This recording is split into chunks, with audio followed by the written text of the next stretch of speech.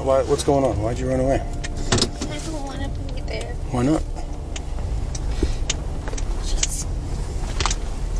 She's scared. She's scary? Who? She's talking about being beat up. She's talking about having scissors to her throat. Talking about pulling you off of her and you telling her you would have killed her. That's when we had an altercation. Right. We had an altercation. With scissors? They started hurting. How are they hurting you? Eating too much? No. March 19th, 2024, Piedmont, Oklahoma, USA. That afternoon, Piedmont police received a brief call. A young girl had run away from her home. Initially, it was considered a routine incident. But just hours later, stemming from the child's disappearance, a serious investigation into child abuse began to unfold. And what was subsequently uncovered sent shockwaves throughout the entire region. Don't run or I'll chase you and put you in handcuffs. I know you don't. Let's go talk about it. But until you're in my car, we're not talking. Stand up. Stand up! Yes. Are you going to listen? Yes. I don't want to yell at you. I want to be nice to you, but I'm not going to chase you. Like, I'll tackle you before you have time to run. Do you understand? Yes. Okay. I don't want to do all that. I want to help you and figure out why you ran away and all that, but... Can we talk about it at the police station? We can talk about it in my car first. Yeah. Okay. Do you need it? Is this any of your stuff? Okay. Let's go to my car. The girl was in a state of clear panic, constantly on alert, and displaying fear of the adults around her. Beyond her unstable mental state, her physical condition quickly attracted the police's attention. Unusually thin build, and signs indicating health problems inconsistent with her age. In addition, the girl tended to avoid contact, reacted strongly when asked about her whereabouts, and appeared fearful of returning to her old environment. This combination of behaviors led authorities to rule out the possibility of a simple case of running away from home. Given the signs that the child might be in serious danger, an emergency welfare assessment was immediately initiated. I have located her. Clear on located her. I will call and cancel. Claire, I'm just going to go around this building. What's going on? Why'd you run away? I don't want to be there. Why not? She's scared. She's scary? Who? The one who takes care of us. What's her name? Tina. Is that your mom? Yeah. What's scary about her? I'm scared to get in trouble because she goes to the extreme. She goes very far when she gets into trouble. Like what? What happens when you get in trouble? Sometimes she locks us in a closet. Locks you in a closet? For how long? The longest I've been there has been like 4 days. 4 days? When did that happen? Most recently? It was last year. It was around Easter. And what did you get in trouble for that made that happen? I was sneaking my sister's food. You were making them food? I was sneaking my sister's food that she gets from school. Why'd you get in trouble for that? Because I'm not supposed to. Make food? No, my sister, my little sister, she was bringing like snacks from school. Yeah. And I was having her keep it in the bedroom so I could have some. And so when she figured it out, she tased me and locked me in a closet for 4 days. She tased you? Immediately after the welfare check was triggered, police approached the residence from which the girl had run away. There, initial signs quickly reinforced the suspicion that the child had left, not impulsively, but out of fear. Initial investigations by the police identified Tina Ramirez, 43, and her husband, Anthony Bazo, 26, as the individuals directly responsible for the children's daily lives, from eating and sleeping to their access to the outside world. Right from the initial stages of the investigation, police questioned the children's foster mother, identified as Tina Ramirez, 43 years old. As the person directly responsible for managing their daily lives, Tina became the main focus of the investigation. Have you ever locked your kids in the closet? No. Okay. Why would they tell me they've been locked in the closet? All of my kids said that. More than one. No.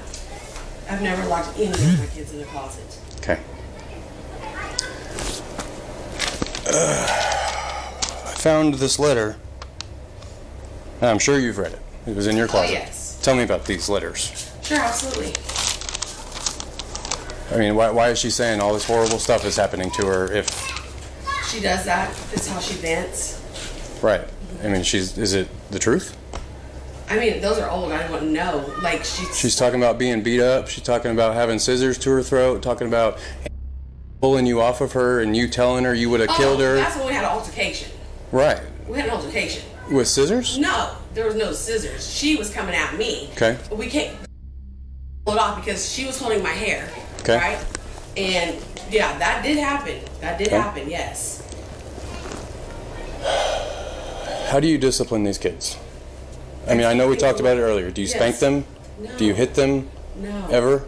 No. I've had altercations before. Yeah. There's been more than one. There's a time she ripped my necklace off of me. Okay? And I held her. Tantrums, kick and punch. Yeah. I had to hold her down. Okay. Okay? Other than that, no. Typically, what does dinner look like here? I don't cook every single night, but dinner, the kids will do either, most of the time the little ones like pizza, Hot Pockets, chicken nuggets, type of peanut butter and jelly. The big girls. Jade, you want a flashlight? Like, I just did beans. If you need it, I don't know. I just did beans the other day. The ones eat at school, but the big ones, I'm getting up late and I ain't getting the time to work and everything. I make sure they get milk. It's not cereal. Tell me about this. Okay.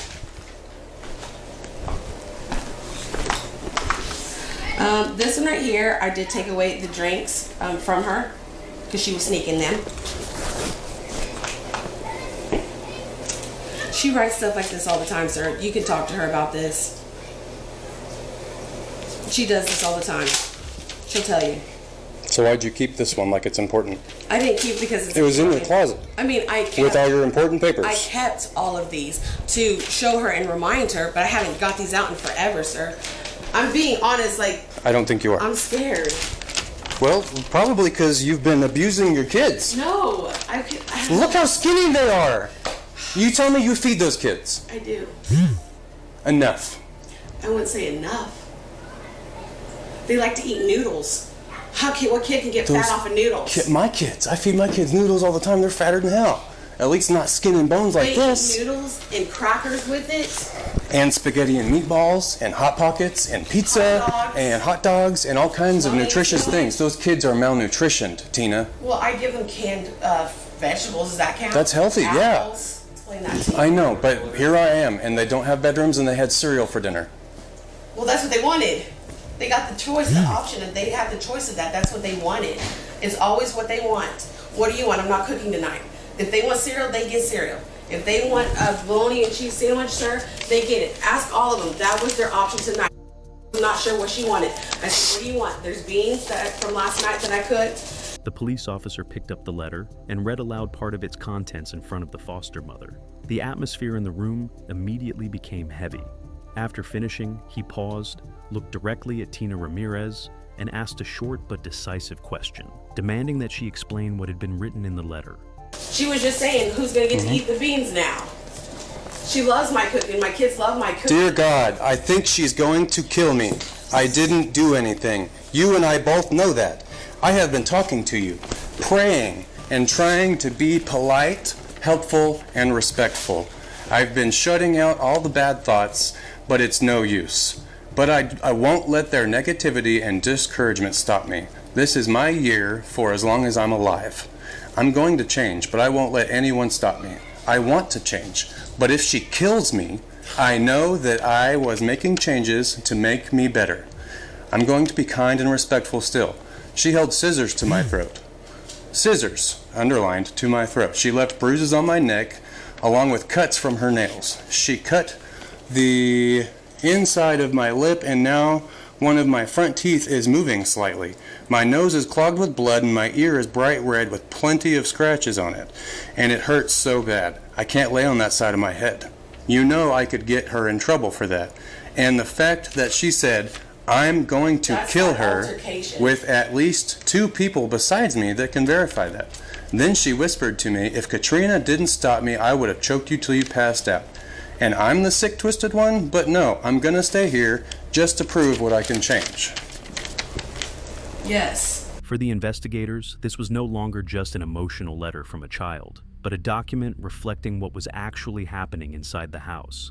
The fact that the letter's contents matched the evidence recorded at the scene meant that the police officer's question was not speculative, but a direct demand for accountability regarding responsibility and behavior in caring for the child.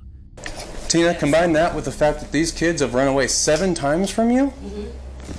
How is any reasonable person supposed to think you're not starving and abusing these kids? Okay.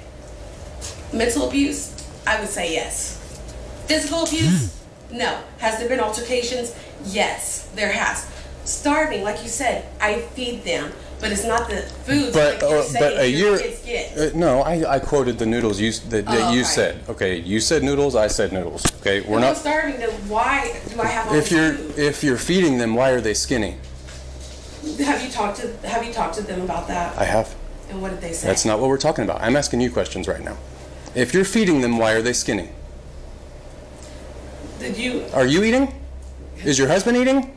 Yeah. Those boys are eating, at least it looks like it. I haven't looked at them real close. But those 2 older girls, you can't look at me and tell me they're eating enough. Tell me they're eating enough. There's a time we thought they had parasites. I even bought them parasite medicine. It's around here somewhere. Did they go to the doctor? No. When's the last time they've been to a physician? Because it's been a while. How long is a while? See, I think the last time for was to get a shot and the dentist to get her retainer taken out. So maybe 2 or 3 years ago. They haven't been to a physician in 2 or 3 years? No. Look how skinny they are. You thought they had parasites? And you told didn't me take them to the doctor? She told I've had parasites. You should go to the the doctor drink. if you have parasites. You should take your children to the doctor if they're skin and bones, Tina. You're right. You're right. You're right. So why haven't you? Why aren't you feeding your kids? Why haven't I taken them to the doctor? I have no excuse. Okay. Why aren't you feeding your kids Why enough? ain't I feeding Okay, them you feed enough? them. Why aren't you feeding them enough? What is enough? Because like I explained earlier, they were gorgeous. Tina admitted to cutting off the children's access to food and failing to take them to the doctor for an extended period. However, these admissions did not deter the officer. Given the children's evident physical condition and the evidence gathered, he continued to question her, constantly comparing her words with reality, clarifying whether this was a momentary oversight or a long-term systematic neglect. Are you feeding those kids enough? Enough? Okay, can I ask you a question? Yes. What would be enough? Is 3 times a day enough? Okay, 2 to 3 times a day? So, Because sometimes, like I said, in the morning, the girls will just have a glass of milk. Okay? But they have lunch and they have dinner. They never skip that. Okay. Never. We're circling right back around to if they're not skipping meals and if they're getting fed enough, I wouldn't be able to see their bones through their skin like that.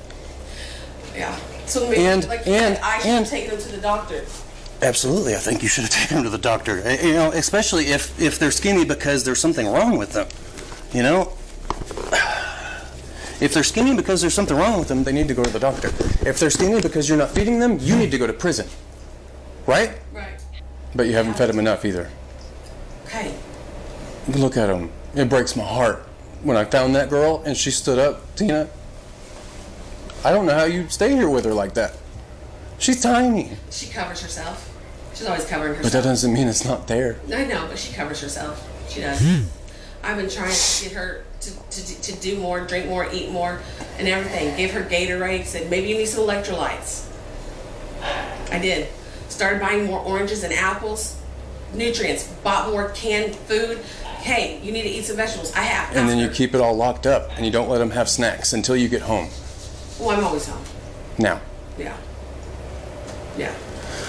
But I let them always choose. What do you want to eat? It's their choice. They choose. Tina, please. I really am not trying to be mean to you. I know you're not. You're doing your job. Whenever you say You're doing your things, job. whenever you say things to me like, I let them eat, I let them choose, I let them this, like all I can think about is looking at how skinny they are. So like, they're not, and they haven't gone to the doctor, and there's locks on everything in this house, and I can't even count the cameras, I haven't started to. Like, these kids... They were for protection at first. Oh, well, I get- And then, like I said, I started putting them in certain places because we had to And I get, having them so the kids don't run away. But now that I've been here, I kind of understand why the kids are running away. Mm-hmm. I don't blame them. Mm-hmm. I'd be running away too. Mm-hmm. Like, I just want to eat. Mm-hmm. Like, but when I've asked them why they ran away, it was never had to do anything with that. Tina, they're not going to tell you because you're starving them. Let's rewind a bit to the beginning of that day, when Tina was still telling a completely different story. She described herself as a devoted mother, saying that this year she had organized a Halloween party for the children, decorating elaborately and creating a wonderful evening for them. Tina's account painted a picture of a normal, even warm family. But when those words are juxtaposed with what the police later discovered, the contrast becomes clear between the story told and the reality that was gradually being revealed. This year, I threw a Halloween party for the kids. It was really cool. I bought a bunch of Halloween decor, and I bought a projector, a huge 84-inch projector, because I bought the screen. But I had bought a projector Black Friday the year before. I hadn't used it yet, so I did like cool stuff, decorated cupcakes, cool candies, and then set that up for them. Happiest kids ever. They're like best mom ever, and they loved it. They went to school talking about it and everything. So it was a lot of fun. I wanted to do the projector out here, but I was like, I don't know if that's okay to do. Why is all the food locked up? To keep them from sneaking it, stealing it, things like that. Why? The freezer, you notice, isn't locked up. They don't usually get in the freezer and mess with that stuff, but the stuff that they can grab quick. Let me ask you a question. That's why. What is wrong with letting them, I understand keeping some control over it because I've got 4 kids, I have to do that myself, but I do that through parenting, not putting locks on everything. I understand that these are some devious, hang on, let me finish. Wait, just let me finish my thought, please. No, absolutely. I understand you got some devious kids causing problems, you got to take that extra step, I get it. But, like, their cameras, locks, they're running away constantly. They're writing letters, because they're out of options. They don't know what else to do anymore. Like, they're expressing their feelings on paper because they've got no one to talk to because they don't go to school and they don't go to counseling and they don't go to the doctor and all they do is sit around here and get starved. And what am I supposed to tell anybody that asks me why you shouldn't go to prison? What do I tell somebody, Tina? Because I just didn't feel like taking them to the doctor? No. You've got $60,000, $80,000 cars in the garage, but you can't afford enough food, so you lock it up. Let's reconvene tomorrow, because I'm getting frustrated and that's unprofessional, and I apologize for that. Actually, you know what? You're doing your job. Thank you. You're doing your job. Thank you, Tina. You're absolutely welcome. And you said my sister was on her way? Jade, sister's yes, coming? ma'am, I'm sorry. Okay, we're not going to leave. We're just going to quit this interview so I can calm down. You're okay. I appreciate you speaking with me. No, I appreciate you. You have, I'm going to let you know, you have been very nice throughout this whole process. Something like this can be very uncomfortable, all of it from the beginning. And since you walked in my door, you have made this process comfortable. I'm glad. You're doing your job, right. Okay? That's your job. Serve and protect, right? I can't be mad at that, all right? Her job, same thing. Serve and protect, right? I understand. I do. Okay. It looks bad. It does. It's because it is bad, Tina. It doesn't look bad. It is bad. Yeah. The police are here doing a search warrant, and DHS is taking your kids. I know. It's bad. And that's you know what? I'll tell you something. Those 2 older ones have been taken from DHS. I know, and not they're only from their bio parents, but a foster. And they're terrified. Foster. They've been taken out of foster care before because that foster home got investigated, and then the 3rd home that they didn't want them, so they felt not wanted. And now the 4th home. And how do they feel here? I hate that. And so these kids have run away over and over again, but it's wild, and I didn't think we would have this conversation because it's not normal for us to have this conversation, but it's crazy. These kids want to run away, but they're also scared of me to take them away. They don't want to be here, but they're scared to end up with some worse foster family. They've told me the reason they don't want to be here because they're tired of hurting everybody. They're tired of hurting. How are they hurting you? Eating too much? No.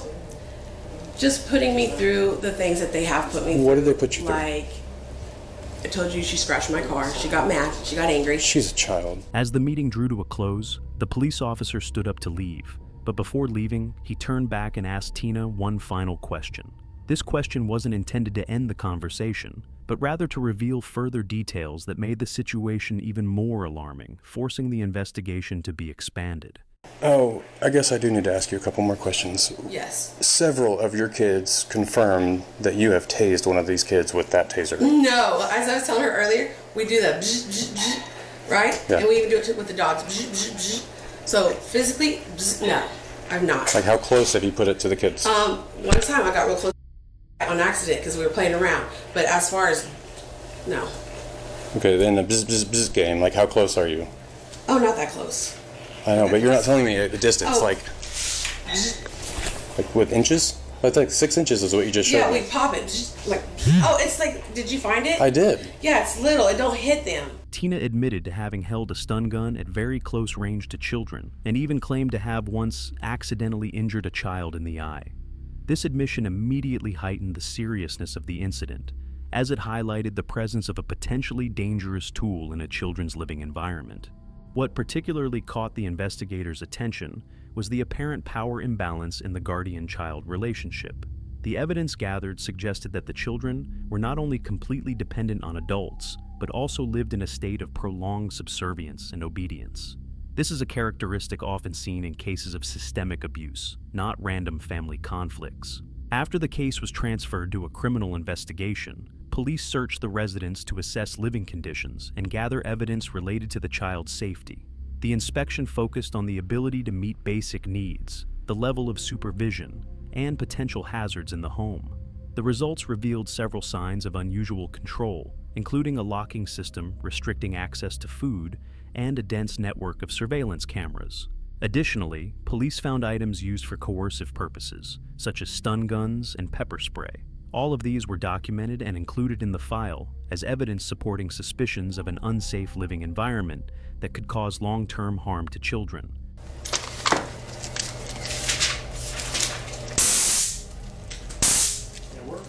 Yep. I guess that's coming with me. You need me to open the pantry? Is it fingerprinted? Oh no, you trust mode. You do need me to open the pantry. Okay. You and Anthony are coming with me. We're going to jail today. We're going to jail? Yep. Okay. So I'm just being straight with you. I don't want to argue and fight and all that, but that's what's going on this morning. Okay. So get some shoes on, what you need to do, and then we're gonna head out. Okay, I'll get dressed. Okay. I'm not gonna stay out here though. I'm gonna come in just so I make sure you That's don't. okay. Okay.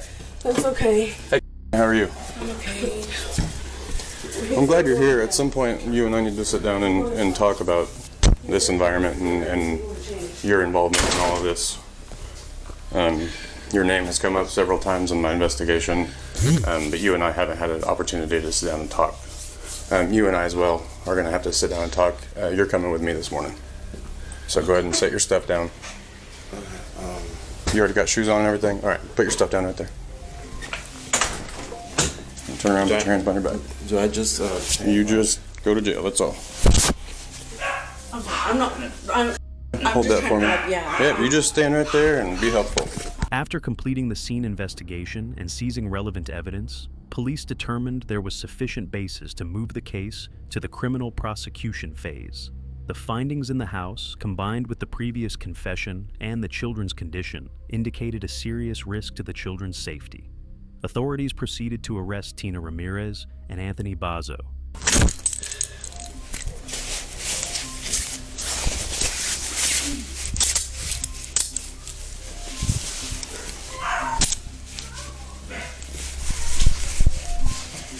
That back door won't hold that dog.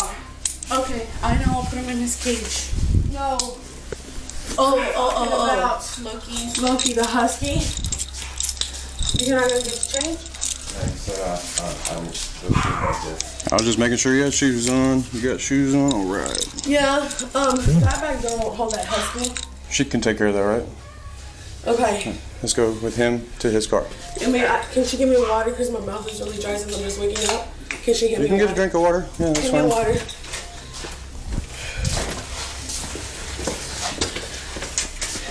My purse is right there. Okay? I don't think your hands are going to be back here. No. I'm going to get them in front of you, though. Yeah. And can I take this or give it to her? You can give it to her or whatever you want to do. Okay. Well, you carry this for me? If you want me to, or you can carry it right there. It's okay, baby. It's okay. You can lock those so that, they don't get tight when you put your hands down. Separate them real quick. I can't see in there. To turn that off, you just say, hey, Ziggy, stop. Okay. Okay. This way. The dogs. What happens with the dogs? Yeah. You're going to have to sort that out with one of your family members or something. Okay. We don't have any animal control here in the city at Piedmont now. It's really surprising. We'll be in touch, okay?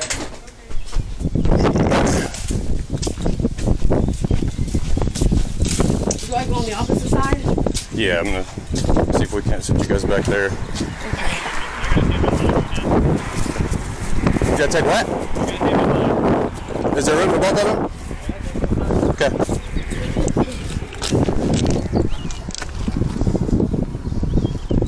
You want me to open it? Oh, I thought he was going to do it. I'm so sorry. It's okay. Yeah, put yourself in there. Sorry about that. Following their arrest, Tina Ramirez and her husband, Anthony Bazzo, were both taken to the local jail for questioning. Tina refused to continue cooperating with investigators, while Anthony agreed to speak with police, leading to a separate interrogation aimed at clarifying his role and extent of involvement in the incident. It's like, I can't catch a break. It's like everything's... I didn't know about this stuff until Friday, whenever I got involved with it, Anthony. That's the first time I got involved. Maybe if you and I had spoke Thursday and you were saying this situation's terrible and we need help, maybe this would look different. But the police got involved and found the conditions the way they were, and it's not good, Anthony. Okay? So, man, I really don't know what to tell you other than you should have done something, I think. That's the thing. I'm thinking to myself, I'm like, what should I have done? What should I have done? Because at the same time, I did make sure I told her. I was like, hey, I asked her. You knew what you were getting yourself into, man. I mean, you should have taken him to the doctor. You should have taken him to somebody, a professional. I'm not. They're adopted. I'm not on their papers like that. I know that, but you got to know the family before you even got married. Right. You got to know the family and made sure that was something you wanted to be a part of. Right. So when you marry a woman with kids, those are your kids, your stepdad. She always takes them to the hospital before the start of school. That's for the babies, man, not the big ones. The big ones need to go to the doctor. I thought she did that. No, and she told me that she thought they had parasites and that she never took them to the doctor, even then. I mean, so... I don't think that the defense of you just didn't know is going to fly for this, truthfully. I don't know what else to say. It's like I can't lie. I can't lie. No, I don't want you to lie. That's the last thing I want you to do. Right. It's like what do I say? What do I do? I wish that there was something that you could tell me that you did to protect the kids. That's what I wish you could tell me. Is there anything you did to protect them? I mean, thinking about it, let me see what I did to protect them.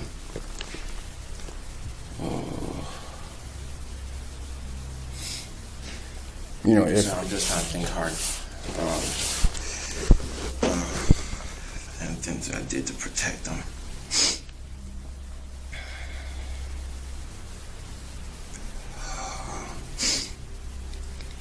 I don't know. Those times I did say, because I wanted us to. I don't know if this is protecting them. It's like me having to take them to buffets and stuff. I don't know if that's not protecting. That's feeding them more. Right. I'm sorry, but protection. Talking to them. Yeah. No, that's not. So you said you took them to buffets, but you also said Tina primarily took care of them at home. Did you ever prepare meals for the family? I did. It's African food, and Not really their thing? Not really their thing. So they're more of the American hot dogs and things like that. But as far as the African side, they always say it's spicy. So I'm just okay. I'll eat it myself. So right. Anthony struggled to pinpoint exactly what he did to protect the children. When questioned directly, he was unable to name any clear or consistent actions that showed he intervened when he noticed unusual signs in the family. Anthony went on to admit that he played almost no significant role in the children's daily lives, including feeding, health care, or ensuring a safe living environment. And then all I just did was that I just kind of made rice and just ate the stew that's in the fridge, or I buy noodles, and there is some African noodles that I eat, and I cook for myself, and that's it. Okay. You know, do you understand what you just explained to me, right? Mm-hmm. You don't feed the kids? We feed the kids. You don't feed the kids, right? You said it's her responsibility? Yeah, she's the okay, one that feeds. But she's not feeding them either, is what it looks like.